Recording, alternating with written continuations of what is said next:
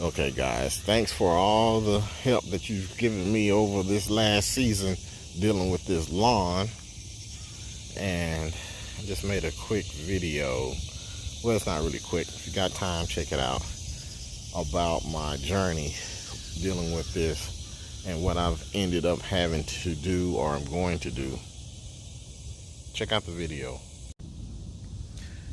So I was being super lazy this morning and pulled out the zero turn for my small patch of grass back here.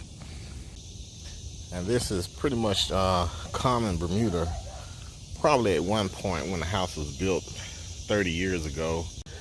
The variety of grass available 30 years ago is not the same today. But I had no idea what was down here, so all I did is killed everything. I started off with glyphosate. So that pretty much killed everything. My intention was to plant Kentucky bluegrass or either fescue.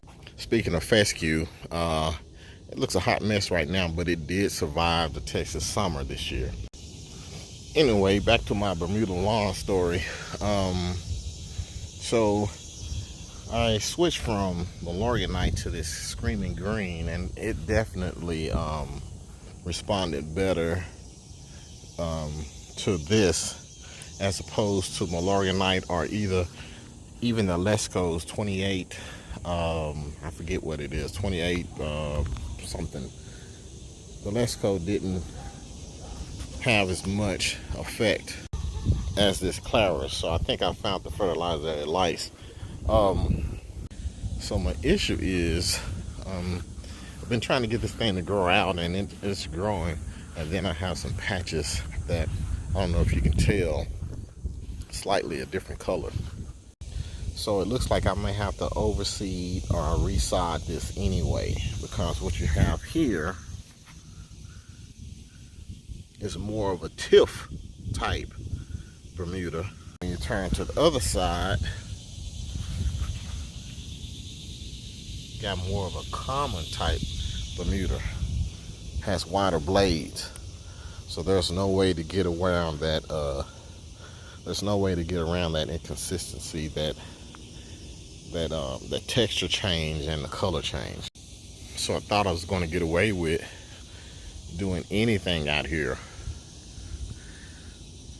Thought I was going to be able to just keep it.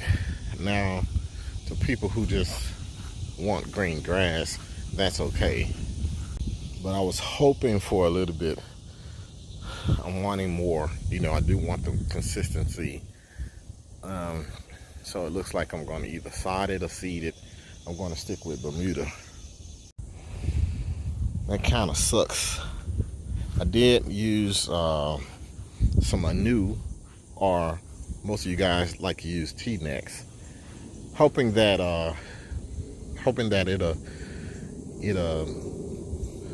grow the leaves and thicken up to where there won't be any noticeable difference. But you know, there's no getting around the color change.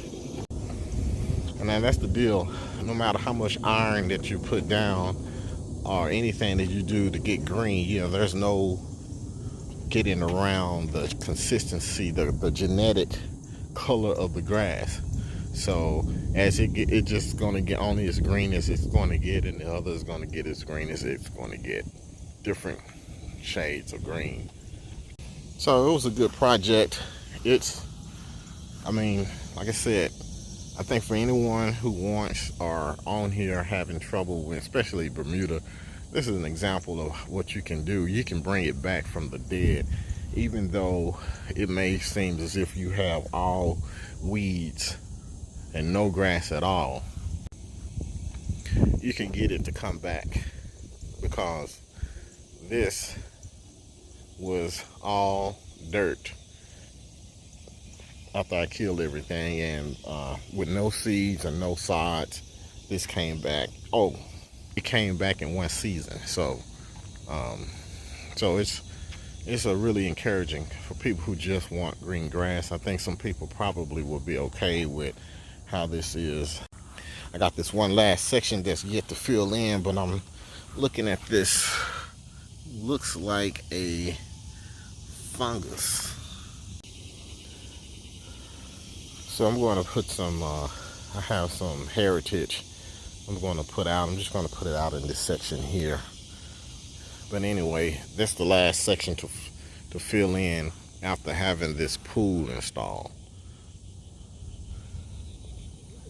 And I was concerned mostly about getting this grass established. So next, I can switch my focus to doing some more, landscaping around the house.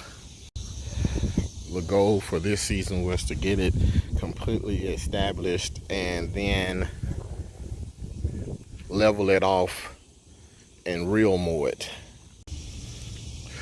But after seeing the different types of variety of Bermuda that I have, I don't think that that's going to, it's not going to bode well, especially with a real short cut like that. You really need to have, in my opinion, one species of grass. And what I mean by that, the like a tiff type Bermuda or something like that.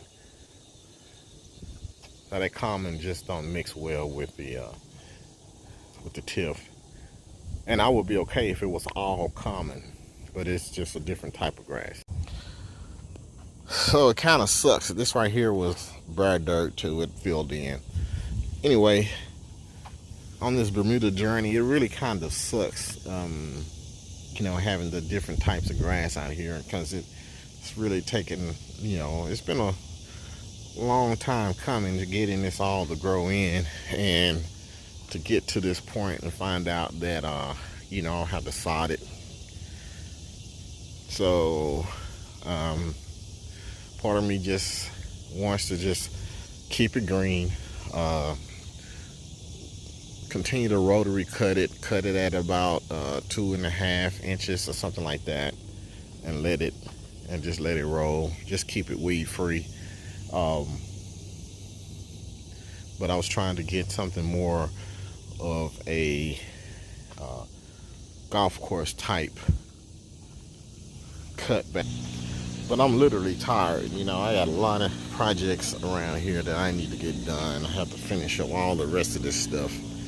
Landscaping, decking, color, and all the outdoor stuff that I need to get done, gazebo. And I don't think I have it in me to wrestle with this. So it looks like I'm just gonna have to deal with what's here. I may level it. I may level it, I may not. I'm not for sure. I don't have any potholes where I'm gonna break my ankle if I'm running, but unless I get one strand of grass back here, it's not gonna really be beneficial aesthetically for me. It is what it is. So this is, like I said, I don't know the exact, I'm not exactly sure what type of Bermuda that is, but that's, if you can see, this is real fine blades. And then as you pan over, it gets to these thicker blades. Thick blades, fine blades, and you definitely can see it when you stand out. I don't know if you can see it on the video that well.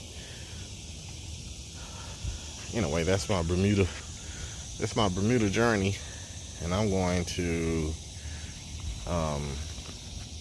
probably just keep it green because I don't want to do the work and the cost of everything, and maybe one of these years, once I get caught up on all of this that I have going on in a couple years or so, I'll revisit it. But right now, I'm just gonna have green grass back here, weed free. Thanks for watching.